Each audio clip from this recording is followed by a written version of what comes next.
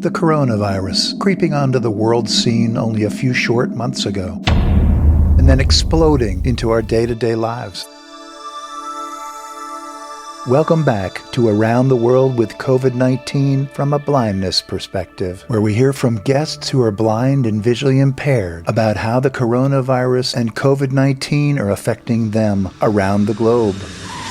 From Australia to Malaysia. My name is Elise Lonsdale and I'm from Melbourne, Australia. This is Chichao from Malaysia. England. Hi, my name's Steve. Joe Fishwick. Trinidad and Tobago. Alan Pariho. Canada. Nick D'Ambrosio. Tim McIsaac. Japan. Hiroyuki Shinagawa. Colombia. Álvaro Gutiérrez. Seychelles. Brigitte Lablache. The United States. Lori Thompson. Brooklyn. Sherry Mollengraf. Jeff Baser. Chelsea Reed. In today's episode, we meet Brigitte Lablache from Seychelles. Brigitte shares her insight into some of the cultures and society of Seychelles, as well as her perspective on COVID-19 and its impact on the citizens and the blindness community. And now let's meet Brigitte Lablache from Seychelles.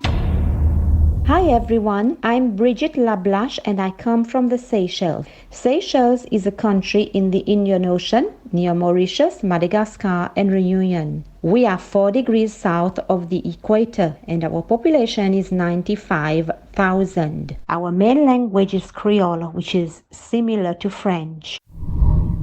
I was born blind due to retinitis pigmentosa, and I have another brother and sister with the same eye condition as me. I come from a family of 7 children, and I'm the 6th child of the family. My parents were very supportive, and they encouraged me as much as possible to live a normal life. They encouraged me to go to school, and many years ago I had the opportunity to attend a normal school. But unfortunately, I did not learn much at the school because the teachers were not trained to work with me as a blind student. I ended up sitting in class doing nothing, and I always looked forward to break time to play with my friends. I had to leave school at the age of 8, just after my first Holy Communion. At the age of 14, I had the chance to learn Braille from my older brother. He taught me Braille grade 1.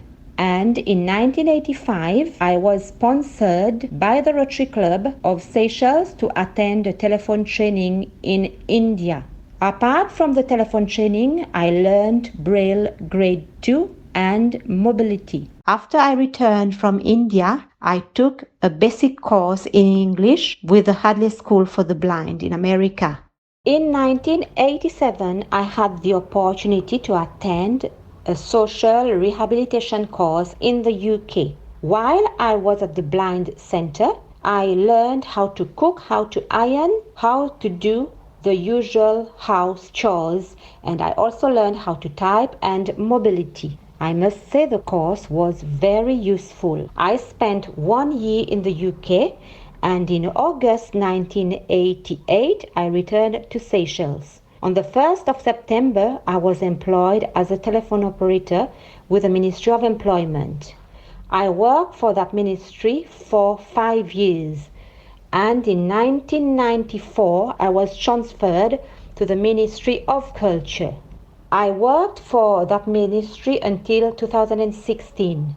I must say, I really loved my job as a telephone operator, and I gained a lot of experience, and I even trained my sighted colleagues. In 2010, I attended a basic computer course in Mauritius. My hobbies are reading, singing, and playing the guitar, listening to the radio, spending time on the internet, going for walks, and spending time with friends.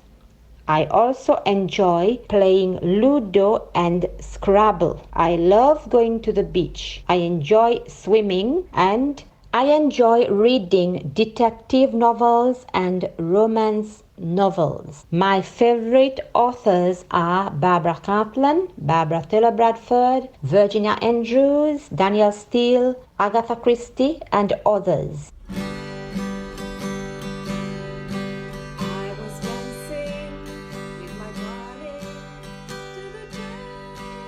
I am a very musical person, and I enjoy singing and playing the guitar. I sing mainly for charity. I learned the guitar when I was 11 years old from my blind cousin. I used to play in a musical band many years ago. The band had only blind members. There were 5 blind singers and musicians in the band. Unfortunately, the band had to split up in 1983. I enjoy going out to meet people, to encourage others. I do things in the community. I'm very much involved with the National Youth Council. I do things for them. I give talks and I sing for them. I really enjoy doing these sort of things. I am the chairperson of Seychelles Association of the Blind and Visually Impaired. I do give a lot of my time to do things for the association and for the visually impaired people here in Seychelles. Blind people in Seychelles can travel on public transport for free, and we get a pass. I use my white cane to go out, but most of the time I am accompanied by my carer.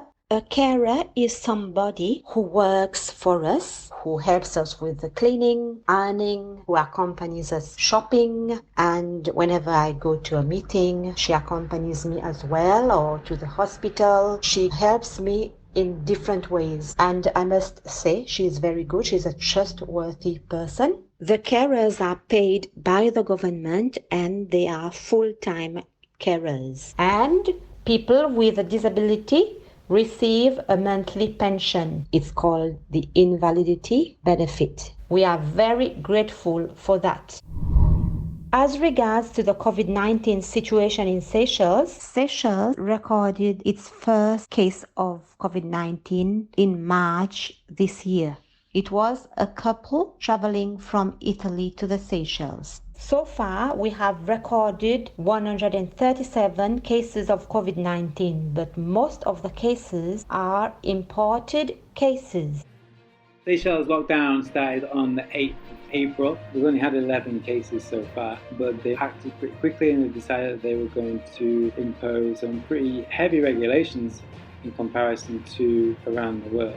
Right now, everyone's restricted from outdoor movement. That means you're not allowed to leave your property unless you are an essential employee or you're going to get essential food items from a shop or from pharmacy. We're not allowed to exercise outside of our property, so we can't go to the beach, we can't go for a walk, we can't go for a run, etc., unless you just run around the garden. Most shops are closed, like in food shops and pharmacies. Restaurants supposed to be closed apart from deliveries, but some seem to be open for takeout. Banks are open. There's physical distancing requirements, although not everywhere seems to fully understand how that works. So you have some places advertising 1 meter, some places advertising 2 meters.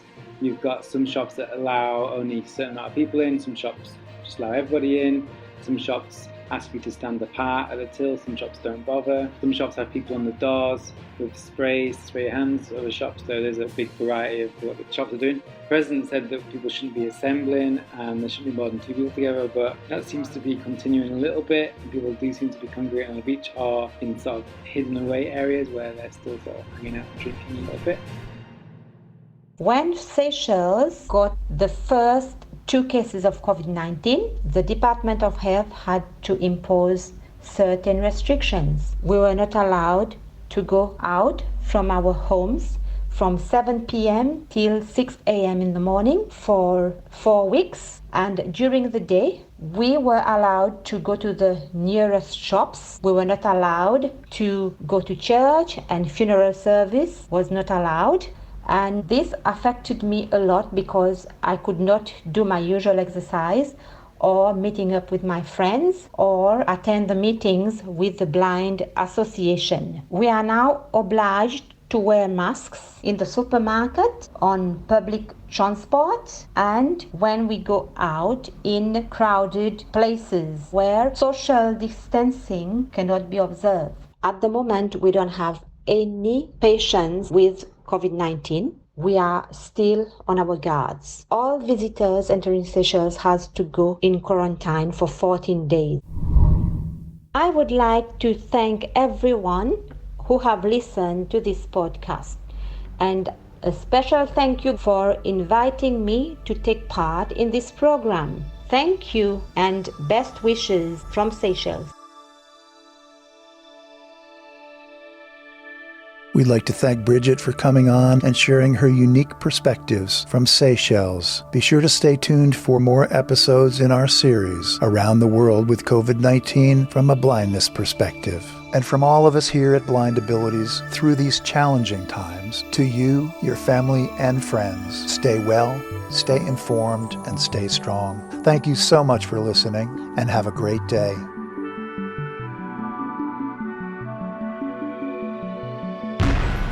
When we share what we see through each other's eyes, we can then begin to bridge the gap between the limited expectations and the reality of blind abilities. The realities of blind abilities. Blind abilities. For more podcasts with a blindness perspective, check us out on the web at www.blindabilities.com, on Twitter at blindabilities. Download our app from the App Store, Blind Abilities, that's 2 words, or send us an email at info@blindabilities.com. Thanks for listening.